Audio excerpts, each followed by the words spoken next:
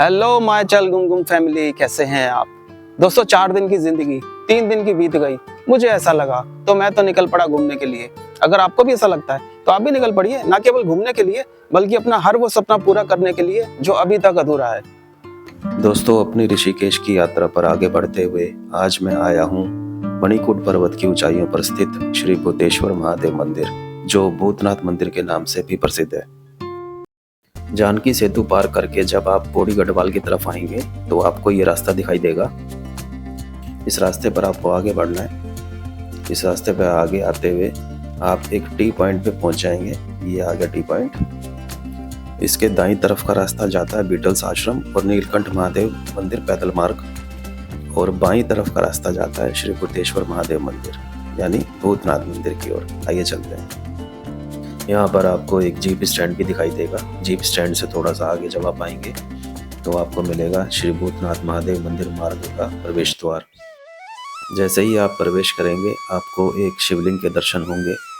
कुछ टूरिस्ट इसे ही भूतनाथ मंदिर मानकर दर्शन कर कर वापस चले जाते हैं, इसलिए मैंने इसे श्री भूतनाथ मंदिर मार्ग का प्रवेश द्वार बोला था।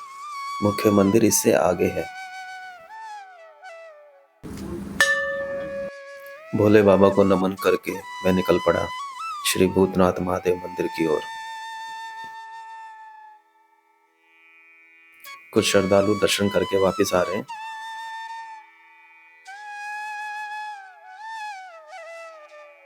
वो रहा सामने श्री भूतनाथ महादेव मंदिर। अभी हमें चढ़ाई वाले रास्ते से होके वहां पहुंचना है। आइए चलते हैं। दोस्तों, इस मंदिर का अपना आध्यात्मिक और पौराणिक महत्व है, जो कि भगवान शंकर के विवाह से जुड़ा हुआ है। धार्मिक मान्यताओं के अनुसार माना जाता है कि त्रेता युग में जब भगवान शंकर माता सती के संग विवाह के लिए बारात लेकर कैलाश पर्वत से हरिद्वार कंकल के लिए निकले थे, तो उनकी भावी पत्नी माता सती के पिता और भगवान शंकर के भावी ससुर राजा दक्ष ने भगवान शंकर को उनकी बारात के संग एक रात यहाँ मणिकूट पर्वत के ऊपर विश्राम के लिए ठहराया था। भगवान शंकर की बारात में शामिल सभी देव गण भूत और तमाम जानवरों ने एक रात यहाँ मणिकूट पर्वत पर विश्राम किया था।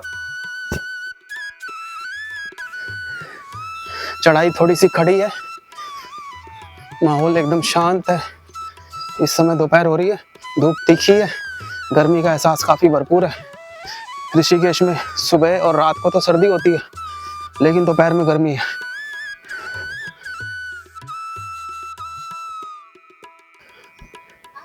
एक रास्ता ये जा रहा है, एक रास्ता ये। हमें इस रास्ते पे जाना है।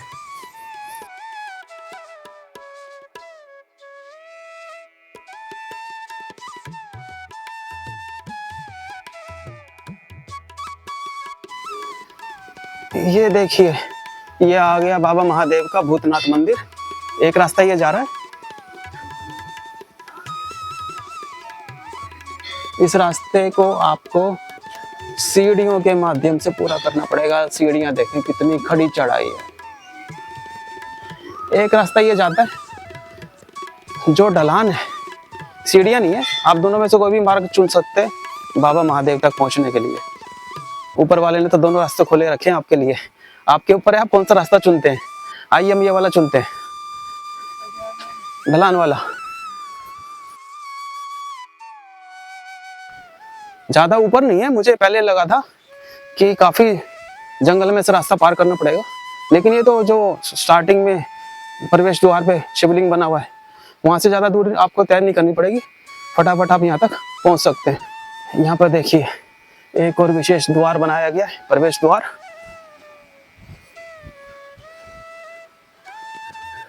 भूतनाथ महादेव मंदिर। बोलिए हर हर महादेव।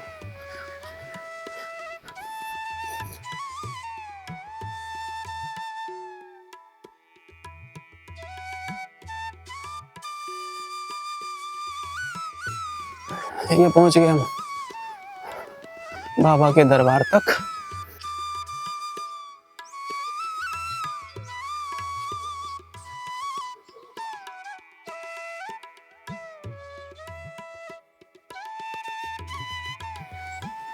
ये रास्ता भी कठिन है। मुक्ति के मार्ग आसान नहीं होते दोस्तों, आपको मेहनत करनी पड़ती है। ये चढ़ाई भी काफी खड़ी चढ़ाई है। पहुंच गए।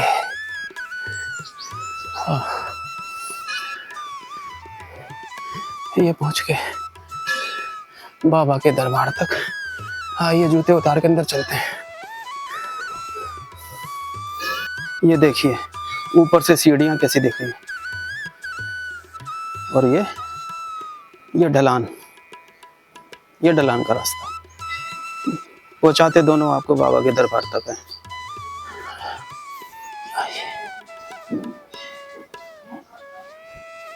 आइए चलते हैं ऊपर।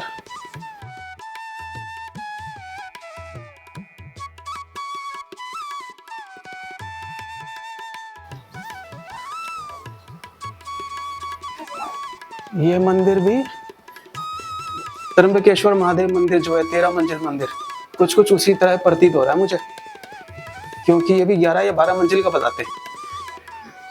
अब हम ऊपर से आगे यहाँ से देखिए आपको, अरे वाह क्या खूबसूरत नज़ारा दिखाई दे रहा है पूरे ऋषिकेश का। और अभी तो दूसरी मंजिल पे ही आए हैं। नज़ारा देखिए, अद्भुत। आइए और ऊपर चलते हैं।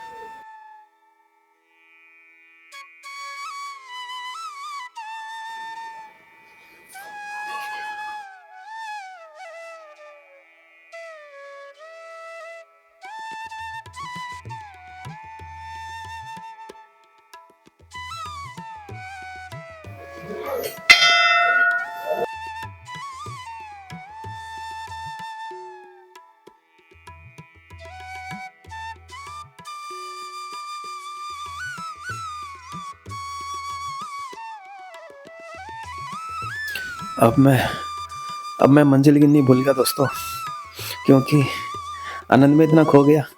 मंजिल क्या गिननी है, जब परमात्मा आनंद दे रहा है तो आनंद भोगो। अरे वाह, अभी हम छत पर आ गए हैं। इसमें ऊपर की जो मंजिलें हैं वो संकरी होकर गुंबदनुमा है। मुझे तो बिल्कुल 13 मंजिल मंदिर जैसा ही लग रहा है। उसमें भी ऐसे ही है, नीचे की कुछ एक मंजिलें ब्रॉड स्ट्रक्चर वाली हैं और ऊपर की कुछ एक मंजिलें नैरो होके गुंबदनुमा हो जाती हैं। इस मंदिर के बारे में एक बात मशहूर है कि यहाँ पे शिवलिंग के ऊपर 10 से लेकर 12 घंटियाँ लगी हुई हैं, जिसमें हर घंटी से अलग तरह की आवाज़ आती है। लेकिन मौजूदा हालात में मुझे सिर्फ 3 घंटियाँ ही दिखाई दे रही हैं। अब ये नहीं पता कि वो बात गर्भगृह के शिवलिंग को लेकर है या जो छत पे ये शिवलिंग बना हुआ है इसको लेकर है। गर्भगृह तो जब हम आए थे वो बंद था। अगर आप देखें तो यहाँ घंटियाँ लगाने के लिए हुक तो बने हुए हैं, 3 इधर हैं, 3 हुक इधर हैं, 3 हुक आपको यहाँ दिखाई दे रहे हैं और 3 हुक यहाँ पर है। यानी कुल मिला के 12 घंटियाँ लगाने की यहाँ पे प्लेसमेंट बनी हुई है हुक के हिसाब से। लेकिन मौजूदा समय में घंटियाँ हैं नहीं, कहाँ गई ये नहीं पता। शायद कुछ समय पहले यहाँ पे 12 घंटियाँ अवश्य रही होंगी। मैं आपको मौजूदा घंटियों की आवाज़ सुनाता हूँ। इस बच्चे ने बजा दी है, ये देखिए। और जो बीच में ये घंटी लगी हुई है इसके अंदर बजाने के लिए घंटा नहीं है, सिर्फ घंटी की गोलाई है। दोस्तों 13 मंजिल मंदिर की छत पर भी बिल्कुल इसी तरह से शिवलिंग बना हुआ है और वहाँ पे घंटियाँ हैं, ये आप देखिए। लेकिन यहाँ पर घंटियाँ नहीं हैं। लेकिन यहाँ से जो बाहर का नज़ारा दिखाई देता है वो 13 मंजिल मंदिर से भी कहीं ज़्यादा मनमोहक लगता है। क्योंकि 13 मंजिल मंदिर माँ गंगा के तट पर बना हुआ है, तो उस मंदिर के शिखर से पहाड़ों के बीच माँ गंगा की सुंदरता दिखाई देती है। लेकिन यहाँ से तो लगभग पूरा ऋषिकेश ही नज़र आ रहा है। ये आप देखिए कितना अद्भुत नज़ारा दिखाई दे रहा है, गजब।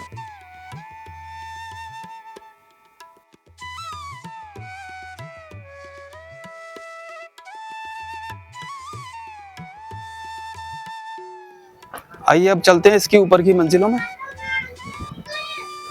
यहाँ से ये रास्ता है ऊपर जाने का।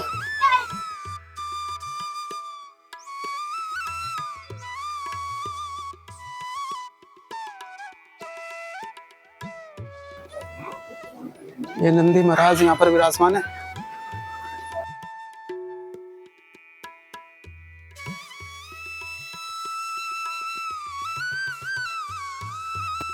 ये एक और सीढ़ियाँ, एक और मंजिल ऊपर आ गए।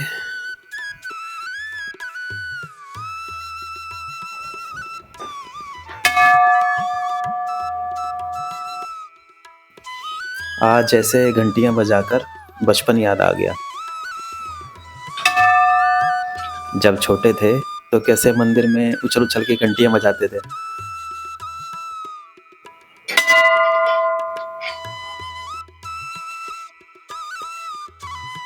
अब एक और मंजिल ऊपर जा रहे हैं। अब बहुत ऊपर आ गए।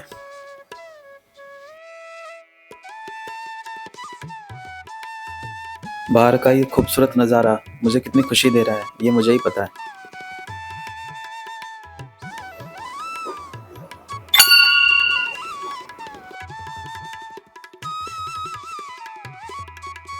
यहाँ आकर मन प्रसन्न है। अगर आप ऋषिकेश आते हैं तो यहाँ ज़रूर ज़रूर ज़रूर आइए। ये जगह आप कैसे छोड़ सकते हो? यहाँ तो मतलब ही नहीं, आप छोड़ ही नहीं सकते। यहाँ ज़रूर आना।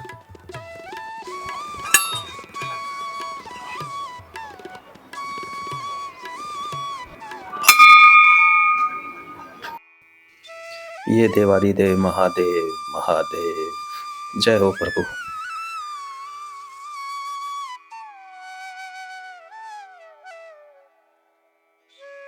महादेव की परिक्रमा कर लेते हैं। अच्छा, यहाँ से ये सीढ़ी आ जाती है, रास्ता बंद है। चलो कोई नहीं, मन से तो हमने महादेव की परिक्रमा कर ही ली है। ऊपर वाला तो मन की भावना देखता है। फिलहाल आपको दिखाता हूँ ये खूबसूरत नज़ारे। अब बिल्कुल शिखर पे आ चुके हम। पवित्र मणिकूट पर्वत की ऊंचाइयों पर स्थित श्री भूतनाथ महादेव मंदिर के शिखर से चल गुमगुम आपको ये अलौकिक और दिव्य नज़ारे दिखा रहा है। इसकी सुंदरता का बखान करने के लिए शब्द कम पड़ सकते हैं। यहाँ से लगभग पूरा ऋषिकेश ही नजर आ रहा है। यहाँ पर इतनी हरियाली का कारण है कि ये राजा जी नेशनल पार्क से घिरा हुआ है, इसलिए आपको इतनी हरियाली यहाँ पे नजर आ रही है। और ये सामने माँ गंगा का खूबसूरत नज़ारा। वो सामने जानकी सेतु है और ये सामने राम झूला है और लक्ष्मण झूला इससे आगे पड़ता है, वो पेड़ों में कहीं छुपा हुआ है। और ये जो सामने आपको मकान दिखाई दे रहे हैं, ये सारा तपोवन का इलाका है। ये सारा तपोवन दिखाई दे रहा है। तपोवन क्या, मुझे तो सारा ऋषिकेश ही नजर आ रहा है यहाँ से। मणिकूट पर्वत की ऊंचाई से टिहरी गढ़वाल के पहाड़ कितने सुंदर लग रहे हैं। बहुत ही सुंदर नज़ारा, बहुत ही मनोरम। इतने सुंदर दृश्यों को देख के मन नहीं भरता, मन चाहता है और देखते रहें। जब आप स्वयं यहाँ आकर इन नज़ारों को देखेंगे तो आपका मन निश्चित तौर पर प्रसन्न हो जाएगा। इस जगह की ऊर्जा बहुत अलग है। अगर आप ऋषिकेश आते हैं तो यहाँ ज़रूर आइए।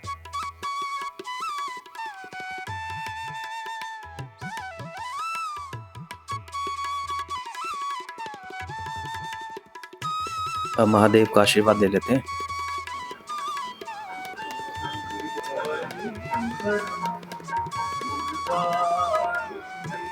ये यहाँ पे पंडित जी महाराज है। पंडित जी महाराज, कृपया इस मंदिर का इतिहास और इसकी महिमा बताएं। बताते हैं, जब हिमालय से भोलेनाथ की बारात आई है तो इस स्थान में विश्राम किया है और यहाँ से हरिद्वार दक्ष प्रजापति कंकड़, जहाँ सती माता की शादी हुई है, उस स्थान में बारात की है। बात तो लाखों वर्ष पुरानी है, सिद्धि है और यहाँ पे कोई पद चिन्ह रहा होगा, इसलिए स्वामी कैलासन महाराज जी ने 1952 में इस मंदिर का निर्माण किया है। बाबा भूतनाथ है, उनकी बारात है।